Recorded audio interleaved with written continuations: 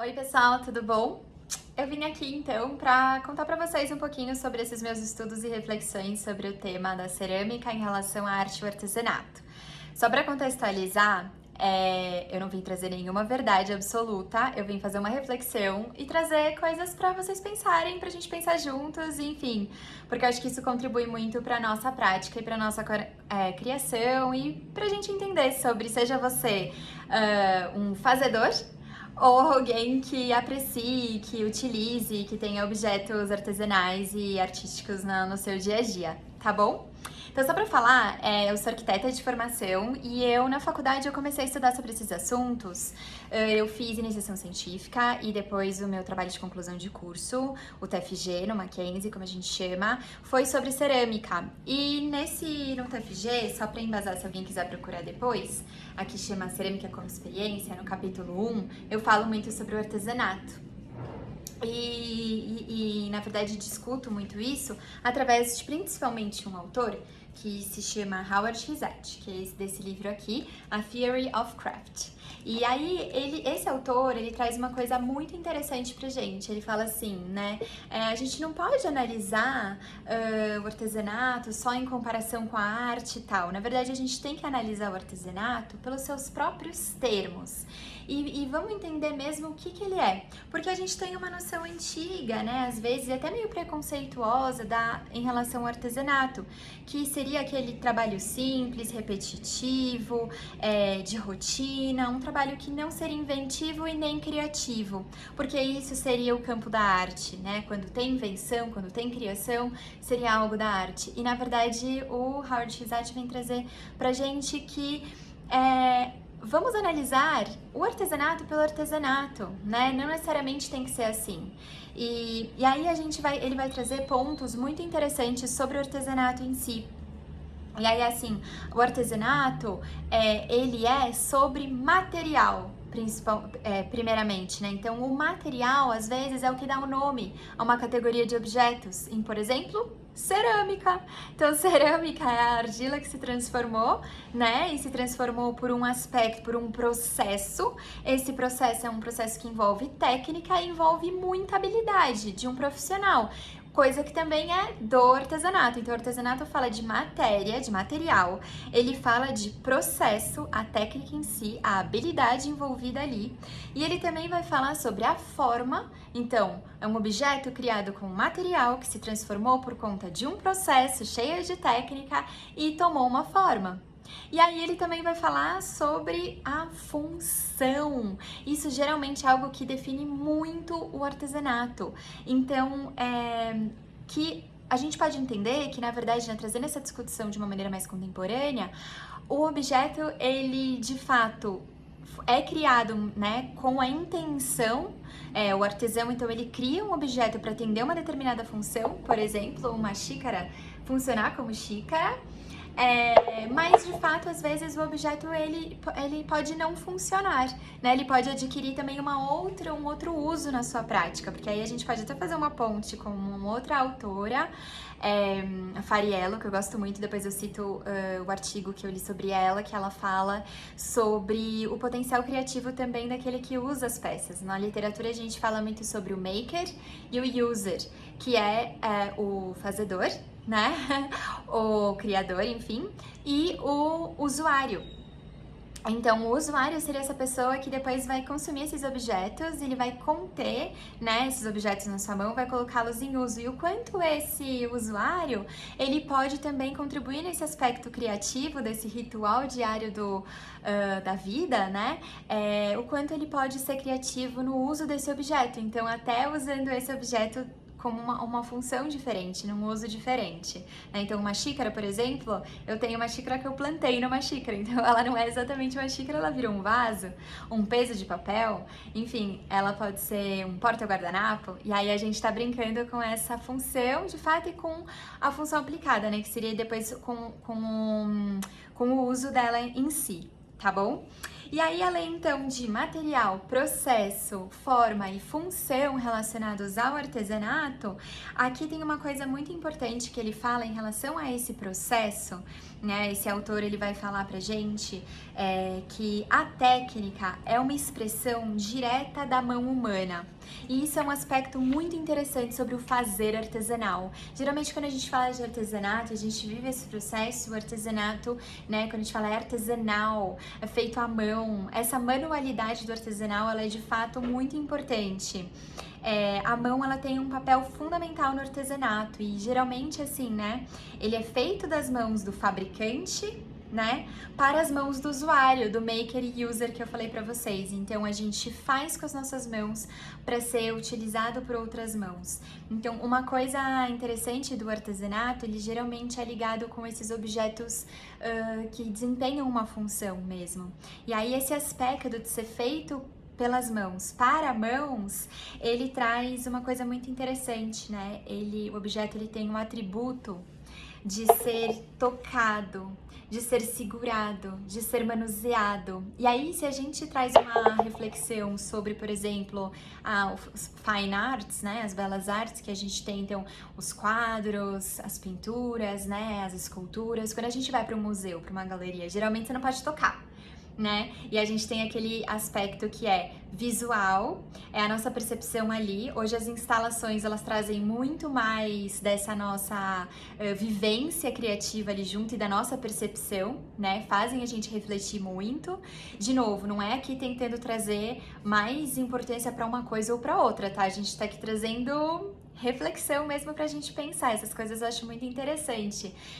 E aí, quando a gente pensa em objetos postos em uso, a gente pensa feitos, né, de mãos para mãos, ele tem esse aspecto muito já na escala, no peso, feito no molde de uma mão para outra mão. E colocando, de fato, esses objetos com esse atributo de ser tocado, né, de ser manuseado, de ser pegado. E isso tem a ver com o aspecto da mão em si, né? E aí, trazendo um pouco a nossa discussão também um pouco histórica pra gente entender como é que é isso de arte e artesanato durante a história. E aí a gente também tem um livro que eu sempre cito aqui, que é O Artífice, do Richard Sennett, que é um livro muito legal que fala sobre a prática artesanal, e foi um livro muito importante, acho que pra mim, para os meus estudos. E aí o Sennett vai falar sobre as guildas medievais, né? Então lá na Idade Média, século V a século XV, a gente tem as oficinas artesanais, as guildas medievais, onde o saber, ele era passado através de uma hierarquia, né? Do mestre ao aprendiz. E aí os objetos eram criados nessa guilda e eram reconhecidos por essa oficina medieval, não eram reconhecidos por uma única pessoa que fazia aquele objeto, mas por aquela guilda, né, por aquela oficina.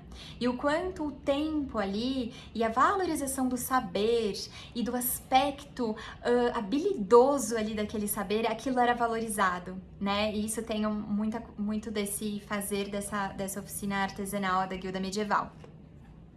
E depois, aí a gente vai pensando na história, né? Depois, com o Renascimento, no fim do século XIV até o início do século XVII, a gente vai ter o ateliê do artista. E aí, o trabalho daquele artista passa a ser reconhecido pelo artista. A assinatura é individual, né? A gente sabe até que, na verdade, esses ateliês dos artistas, muitas vezes, têm assistentes, né? Não é que necessariamente era um trabalho de uma única pessoa, mas a assinatura sobre aquela obra, ela é muito mais individualizada, né? Ela é assinada. E aí acaba criando aquele aspecto de algo desse ateliê do artista, né? Esse espaço acaba gerando um saber mais único ou algo mais inventivo e mais criativo, né? Acaba também tendo esse aspecto um pouco.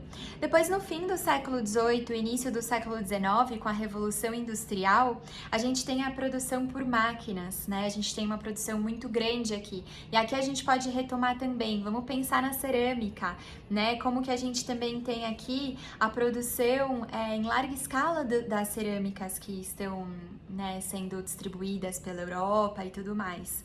E aí, no fim do século XIX, início do século XX, como a gente tem sempre movimentos contrapondo, a gente tem o movimento do Arts and Crafts, que daí é aquela retomada, né, defendendo o artesanato contra a produção em massa. E aí, dentro desse aspecto do Arts and Crafts, a gente está falando aqui de início do século XX, a gente também pode falar aqui, falando já de modernismo, né, no século XX, trazendo então os artistas que questionam as maneiras de fazer, trazem técnicas diferentes, não questionam as técnicas, as maneiras de, enfim, de criação das obras e tudo mais, ou tiram um objeto funcional do seu contexto funcional e discutem sobre ele também. A gente tem aqui também a Bauhaus, que é uma escola de arquitetura e design e que faz uma tentativa de articular a arte e artesanato. E aqui as criações de cerâmica também, né, na Bauhaus, a gente vai ver que essas criações que são cheias, né, do design mesmo, que tem aspectos estéticos incríveis e são muito boas e funcionam muito bem, são produzidas então em fábricas também, né? E aí depois a gente tem uma coisa interessante também, né? Bauhaus, 1919, a gente tá falando modernismo, começo do século XX, né? Movimento de Arts and Crafts, e a gente tá falando sobre também Bernard Leach, não sei se vocês conhecem, mas é um ceramista que é chinês, conheceu seu amigo Soji Hamada no Japão, e os dois foram para Inglaterra e criaram um estúdio chamado Leach Pottery. E nesse estúdio, na Inglaterra, né, em Cornwall, esse movimento ficou conhecido como Studio Pottery, que seria o ateliê do ceramista, né, o estúdio do ceramista. E essa onda, na verdade, eles falam que é o nascimento da cerâmica de ateliê no Ocidente. Então, porque antes, imagina, então a cerâmica muito dentro das fábricas também, né? E aí a gente tem a retomada, então, desse aspecto, vamos dizer, trazendo um pouco mais desse fazer, elaborado com o tempo, né? Mas também pensando numa produção, né? Porque esses ceramistas, artistas que assinam pelo seu próprio nome, então a gente está retomando aqui um pouco de estúdio do artista do Renascimento, porque essas peças vão ter assinatura desse ceramista, mas ao mesmo tempo a gente tem uma produção numa escala um pouco maior, talvez parecido com uma guilda medieval, e a gente tem esse saber sendo passado dos mestres para os aprendizes, né? E valorizando esse tempo e essa habilidade. E aí o Bernard Leach, ele é muito importante assim na história da cerâmica de ateliê, porque ele traz a discussão, né, valorizando a cerâmica nesse aspecto filosófico, falando que ela é muito mais que isso, né, trazendo arte, trazendo artesanato. Ele discute muito sobre o fazer, né? Ele tem um livro que é o The Potter's Book, e ele ficou conhecido muito sobre esse livro, e onde ele traz muitas reflexões, então é muito interessante citar aqui o Bernard Leach. E aí, se a gente for indo mais pra frente, no pós-Segunda Guerra, a gente tem o crescimento dos departamentos de arte nas faculdades e universidades. E aí, quando a gente tem isso acontecendo, a gente tem artistas e artesãos começando a se dedicar mais aos termos conceituais dos seus fazeres. E aí a gente tem aquela questão, né, que agora a função ela pode ser entendida de forma metafórica ou abstrata naquele objeto que é criado. Então ele vai muito além de que só a função de fato daquele objeto, né? Então a função ela pode ser esse objeto ele pode ser a respeito da função, mas ele não precisa de fato funcionar. E aqui eu lembrei do Edmund de Waal. O Edmund de Waal, ele é autor e ele também é ceramista, né? Ele tem peças expostas em museus e tal. E ele tem uma exposição, uma instalação na cúpula do Victorian Albert Museum, que são copos, né? Então são copos que eles são criados, então, né, uma função, teoricamente, o copo, mas ali a gente desloca da função, é uma instalação, ele está provocando outras coisas ali. Então é um objeto que é a respeito dessa função, mas de fato ele não desempenha essa função. Ele tem outro objetivo ali, né? Um objetivo mais estético, um objetivo mais de reflexão. E aí é muito interessante, assim, como depois, então... E o Edmond de Waal é um ceramista que ele dedica muito tempo, ele tem muita habilidade, né, sobre o seu fazer. Então foi um exemplo aqui que eu trouxe sobre essa questão que quando né, a cerâmica também vai para a academia, vai para o departamento de arte das faculdades, você tem uma discussão mais conceitual sobre a prática. E aí, essa nossa discussão tá ficando super longa, mas eu queria trazer para vocês isso, só uma reflexão hoje. Então, eu acredito nesse fazer muito mais amplo, né? E o importante é como a gente tem o desempenho das nossas práticas, das nossas criações funcionando de fato no dia a dia, e o que importa não é se é arte ou se é artesanato, mas o quanto a gente conseguiu ter alegria e prazer, tanto no fazer quanto no utilizar essas cerâmicas.